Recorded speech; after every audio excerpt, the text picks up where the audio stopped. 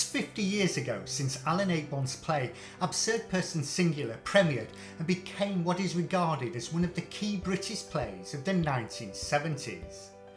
5 decades on, the play still has secrets to reveal, not least thanks to an astonishing discovery of the long-sought lost original draft of the play in the Ayckbourn archive at the Borthwick Institute for Archives at the University of York. I'm Simon Murgatroyd, Alan Ayckbourn's archivist, and earlier this year, in conjunction with the Borthwick Institute, I found Alan Ayckbourn's handwritten, abandoned first draft of Absurd Person Singular, which revealed a play that was nothing like the one we know today. But first, some context. Absurd Person Singular is the famed 1972 play about the inexorable rise of Sidney and Jane Hopcroft at the expense of their social peers Jeff and Eva Jackson and Ronald and Marion Brewster Ride. It is set in 3 kitchens over 3 Christmases. Since 1973, Alan has spoken about how it's a very rare example of how he began writing a play before abandoning it to restart it afresh. He's talked numerous times about how he got to 10 pages into the script, initially set in 3 living rooms with an additional onstage couple of Dick and Lottie Potter, before deciding it was set in the wrong location. He realised the more interesting action was offstage, in the kitchen, and decided to relocate the play there, whilst relegating Dick and Lottie to the living room, heard but unseen, as they were too monstrous to have on stage. This has been taken as gospel, and the story has been published on numerous occasions, except there's a problem with the story. It isn't true. Earlier this year, the Borthwick opened 2 packets of handwritten notes for the first time since the mid-1970s and scanned them. My hope was these contained the elusive 10 pages of the presumed lost, abandoned draft. What emerged was altogether more exciting. Alongside several pages of concept notes and an almost entirely complete handwritten draft of the actual play was the lost, abandoned draft. But not 10 pages. It's actually 40 pages and includes all of Act 1 and half of Act 2, and there's not a sign of Dick and Lottie Potter on or off stage. It's an extraordinary document offering a unique insight into the play and the playwright, with a work that bears very little resemblance to the play which we know today. Here's what Alan Ayckbourn said about the discovery. It's exciting to know that on the 50th anniversary of the world premiere of Absurd Person Singular, the Borthwick and my archivist have rediscovered my earliest notes and drafts of the play, which had long since passed from my own mind. Whilst my focus is ever forward and always on my next play, I'm delighted that the archive exists at York for people to come and make similar discoveries of the many things that have been forgotten over time. I'm sure there is much still to discover. For myself, this is one of the most exciting discoveries I've made in the Ayckbourn archive, for this abandoned draft is so completely different, yet it was written in the same week as the actual play. At this time, Alan wrote his plays in the week before rehearsals began. We know he wrote the initial 40 pages between 30th and 31st of May, then realising it was wrong, he wrote the entire play again between 1st to 3rd of June before rehearsals began on the 5th of June. He completely rewrote it.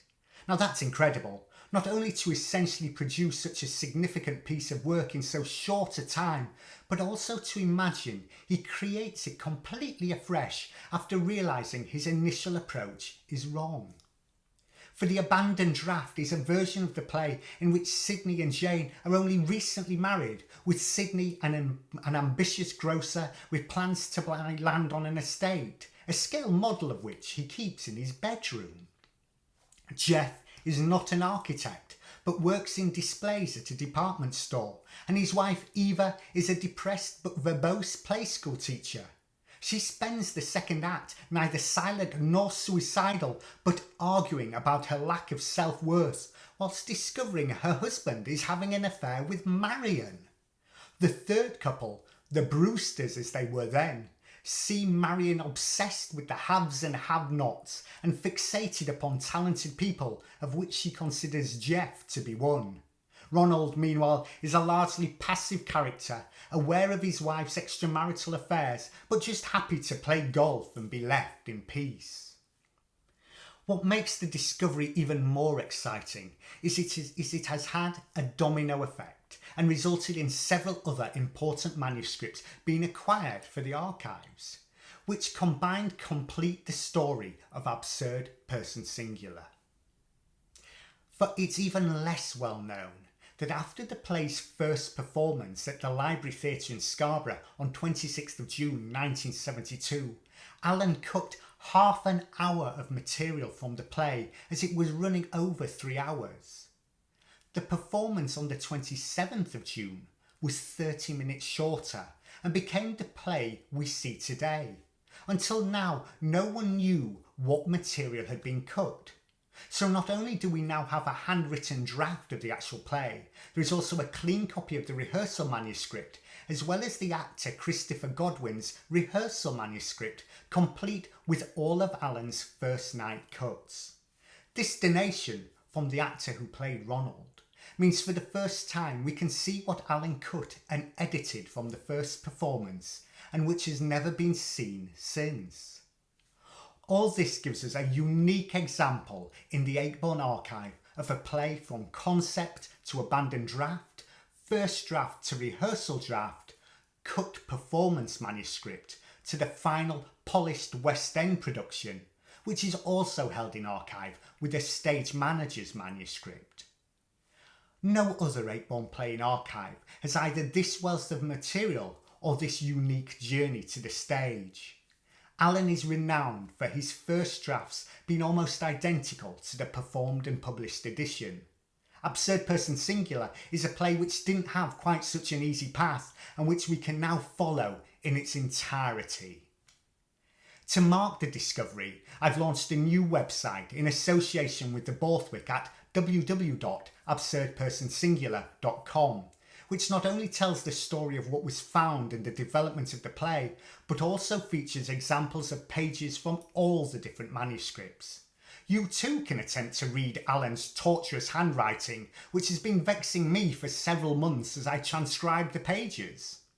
From there you can also deep dive into the discovery with a podcast which takes an in-depth look at what was found and its significance alongside the other acquisitions.